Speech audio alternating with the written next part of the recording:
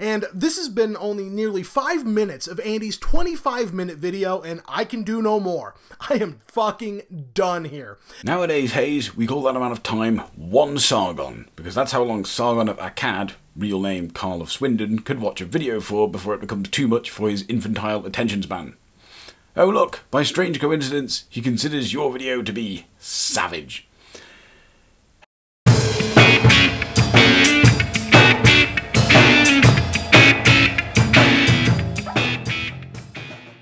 Hello ladies, Emmys and gents. So, Hayes, for anyone who doesn't know, is basically your average D-list YouTube MR atheist who, unsurprisingly, has taken umbrage with a recent video of mine. His response video was, of course, awful, and I'm going to address some of the points, if you can even call them that. Firstly, there's an accusation that I don't use citations. Let's be clear though, a well-cited video, much like a well-cited essay, needs to demonstrate some engagement with academic literature and the application of theory to the content presented. A well-cited video is not simply a video with a shitload of links copied and pasted into the description, especially if those links are to right-wing think tanks or other such non-academic material. And here Andy goes with the double standards. He quotes Ashanta Shakur, a black supremacist who fled the country after escaping from prison on a murder charge, is on a list of most wanted terrorists currently, and that is perfectly okay. Because, I mean, she is a female black supremacist, but say a crazy right-winger wants to cite David Duke, her equivalent on the opposite end, well, that's just bad. You can't do that. And Andy, you haven't cited shit. Did this standard only apply to you? I mean, I'm not citing a goddamn thing here. I mean, you didn't, so why the fuck should I?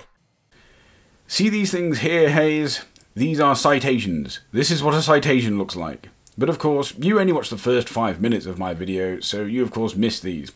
Perhaps if you lack the maturity to sit still for more than 5 minutes, maybe you shouldn't be so arrogant as to make response videos to the videos you didn't bother to watch. Regarding the Ashanta Shakur quote, I didn't present it as proof of anything. I simply think she puts into words better than I can the problem with liberalism. If you want evidence of this, Lacey Green's recent abandoning of her principles is pretty compelling evidence.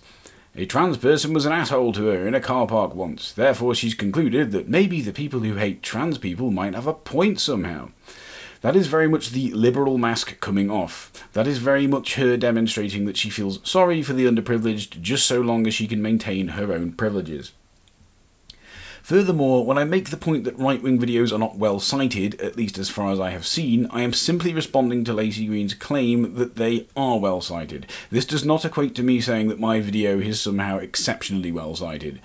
I did provide a couple of citations, as I said, where I felt they were relevant, but even if I had provided none, this would not suddenly make a bunch of right-wing videos well cited. What you're clumsily attempting here is a tu quoque fallacy, i.e. trying to hurl a person's argument back at them without stopping to think whether or not the argument applies both ways. For example, if I claimed that I can run a mile in a minute, you would likely be highly sceptical of that claim. If then, when I failed to run a mile in a minute, and you point out that I failed, if I were to spit back at you that you can't run a mile a minute either, you would likely be quite confused and point out to me that you never said you could, simply that you were sceptical of my claim that I could. This is what I mean when I say the argument doesn't work both ways. If you and Lacey Green want to argue that there are well-cited right-wing videos out there, then you need to provide evidence, not simply point out, wrongly, that my video is uncited. I should further clarify that the reason I only provided 2 citations in this video is because there were only really 2 points I made which I felt required citations. Most of what I'm discussing otherwise in the video is a very particular corner of YouTube which I'd be very surprised if the majority of viewers weren't aware of the general history of and behaviour that is typical within. I'd be even more surprised if there were any academic literature written about this corner of YouTube which I might be able to cite when discussing it. Hayes, of course, isn't the only person who has chosen to accuse me of not providing citations. Noel Plum has decided to make a similar accusation. He says, I have watched a great number of his videos and have yet to see the kinds of citations he seemingly demands of others. Well, Noel, let's have a look, shall we? Citations, more citations, holy shit, that's a fuckload of citations. But maybe Noel Plum just hasn't watched these videos, you might be thinking. Well, here's a video that was actually directed at Noel Plum that he fucking watched, which as we can clearly see has citations. Anyone would think Noel Plum is a dishonest arsehole.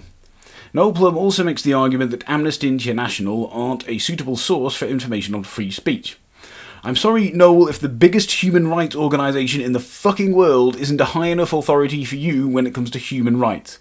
Here's a thought. If you disagree with their stance on human rights, then make a coherent argument. Don't just point out that agreement with Amnesty is not compulsory. That's just really obtuse. I do of course have a video on the subject of free speech, which Noel Plum or anyone else is free to watch, which you can see here is most certainly well cited. Next.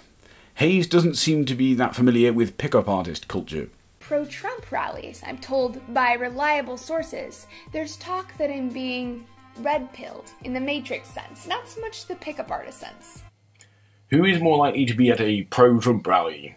A misogynist, would-be rapist, or someone with an interest in the finer points of philosophy? I really wouldn't get too optimistic about who's having these conversations. Really, Andy? You're going to go with would-be rapist on this one? That's where you're going to go? I mean, I expect misogyny out of you. You are Steve Shive's protege, after all. But would-be rapist from a SJW radical feminist male ally? SJW radical feminist male allies at this point, they don't have a good track record of not committing some sort of sexual assault and being duplicitous hypocrites. So you might want to shy away from that next time. Hayes, if someone who professes to support feminism sexually assaults or rapes a woman, that doesn't speak ill of feminism, that speaks ill of the individual in question, quite simply because there is nothing fundamental to feminism that encourages such behaviour. Quite the opposite. The same certainly cannot be said of the pickup artist community. Let's take a look at some actual quotes from pickup artist guru Roosh V. Do you seriously think this person isn't a rapist? Do you seriously think this person isn't encouraging and condoning rape? This community is very fond of the term red pilling, and I strongly suspect you are more likely to find such people at a pro-Trump rally than you are the creators of The Matrix, given as the creators of The Matrix are both left-wing trans women. Red pilling in The Matrix refers to a literal departure from a fake world into a real world, not some metaphor for an epiphany one professes to have had. So my point here, which Hayes fails to grasp, is that pickup artists who I have demonstrated are misogynists, would-be rapists, are more likely to be at a pro-Trump rally than people with an interest in the sort of philosophy which inspired The Matrix, such as Plato's allegory of the cave. You just sat back and you called a group of people would-be rapist. But boy, when I could sit around and say that, well, goddamn, look at your side, the anti-SJ, or the SJW male allies, whatever bullshit term we're using now. If I said you people are a bunch of sexual fucking deviants and predators, well, I could probably point that out, thinking, oh, Unseen Perfidy, fucking Hannibal the Victor, there was a Devin Farisi, and those are just three that I can name offhand. I've lost fucking count. But yet, they don't represent all of you. You, Andy, I don't know about you. I mean, I wouldn't be surprised either way, but I can't say that you or anyone else that hasn't committed the act are there. I'd also like to thank Hayes for suggesting that there's a high likelihood that I am a sex offender, and then admitting that he doesn't know if I'm a sex offender, as though it's some act of generosity on his part. What's funny to me is, for all this wailing and bawling I hear from man-babies like Hayes that feminists think all men are rapists and that there is some insidious wave of false rape accusations spreading through Western society that men need to be wary of falling prey to, the only people who ever accuse me of being a rapist or a sex offender are these very same man-babies. Next, I'd like to address this.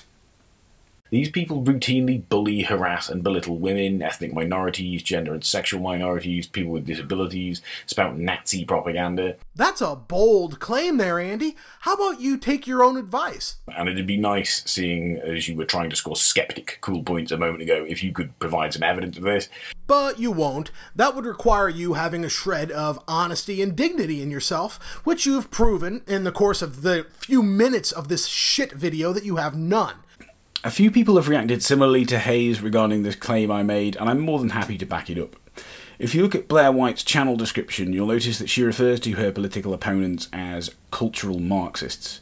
She is of course not the only one. Computing Forever, Sargon of Akkad, Milo Yiannopoulos, who Lacey Green is actually genuinely seriously considering debating, all make serious use of the term. If you've noticed that few, if any, people ever refer to themselves as cultural Marxists in anything other than jest, then that should give you a clue that it's a purely derogatory term. But what people like Hayes seem to be blissfully unaware of is that cultural Marxism is a conspiracy theory that can be traced back to Nazi Germany. Specifically, it's a conspiracy theory that asserts that there is some sort of Jewish plot to destroy Western culture through the promotion of multiculturalism, collective economics, and by somehow insidiously controlling academia. The conspiracy theory has been propagated by such right-wing extremists as Bellend, Andrew Breitbart, Anders Breivik, Pat Condell, Nick Griffin, Paul Nuttall, Geert Wilders, Richard Spencer, and Lauren Southern. I should clarify, I don't think a lot of the people we see using the term cultural Marxism are actually Nazis. In reality, I think they're just clueless people who get all their information about politics from right-wing internet communities, and as such have adopted said communities' vernacular.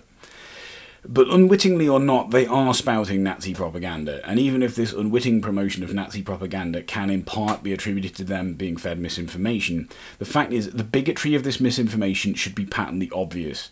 And as such, the fact that this bigoted misinformation has taken hold with these people is evidence of their fundamental bigotry. There is also, of course, this tweet from Blair White where she advocates for the gassing of refugees. And if you are even about to think about telling me that I have taken this tweet out of context or that it's just a joke, can you please fuck off and keep fucking off until you can't fuck off anymore? And don't come back until you have enough maturity to take responsibility for the things you do and say, which I highly doubt will ever happen, so yeah, fuck off. Lacey didn't say anything about the hard right, you willfully dumb fuck. She said anti-SJW. And being anti-SJW does not mean you're a right-winger. Yes, some are, Andy, but again, not all, not all. The reason I refer to such people as the hard right is largely because I'm trying to raise the consciousness of, if not them, the people who might be watching from the sidelines as to what these people actually are.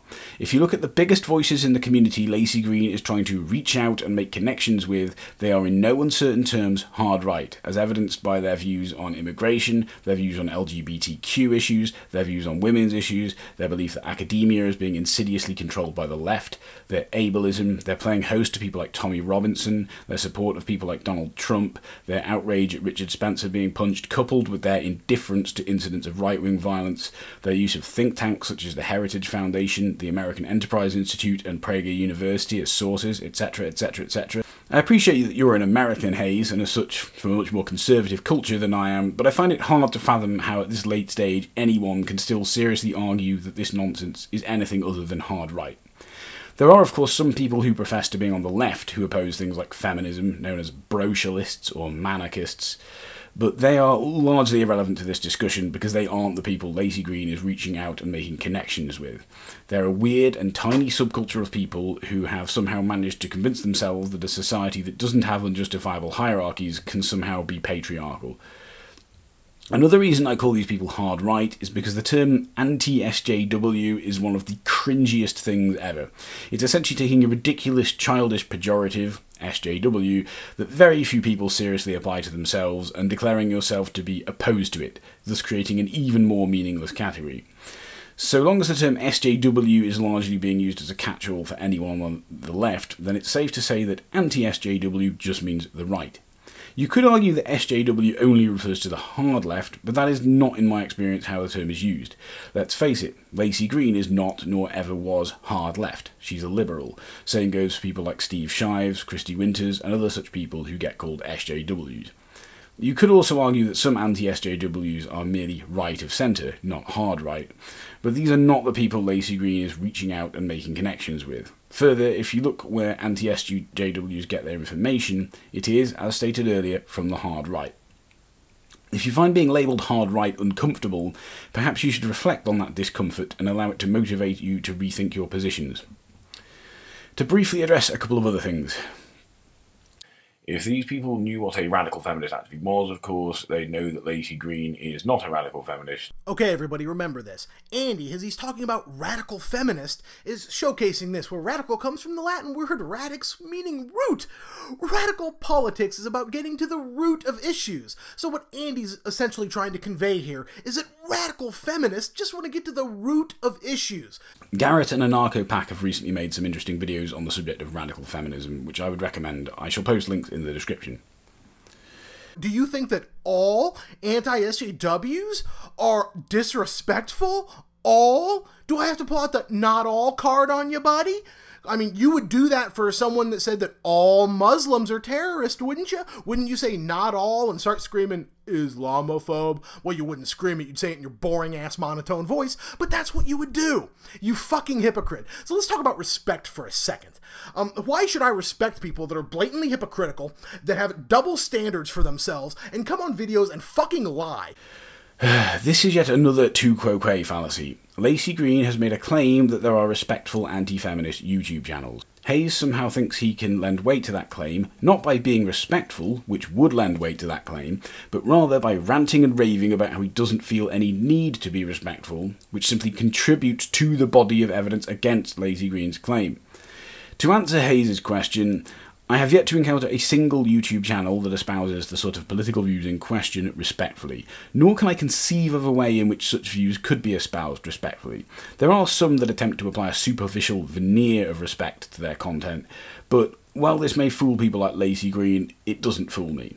The substance of these channels is still every bit as disrespectful as any other such channels. She at least appears to be making the effort to listen to the other side instead of just going in a monotone voice going, transphobe, racist, right-wing, racist, misogyny, racist. Like you, Andy. Yeah, I get it, Hayes, I'm kind of dry. By contrast, you talk like you have a ferret in your pants. It's different strokes for different folks. One thing's for certain though, if you're only willing to listen to information if it's presented to you in the form of entertainment, that is going to severely limit the quality of information you end up consuming. So maybe consider developing a more adult attention span. Anyway, thanks for watching.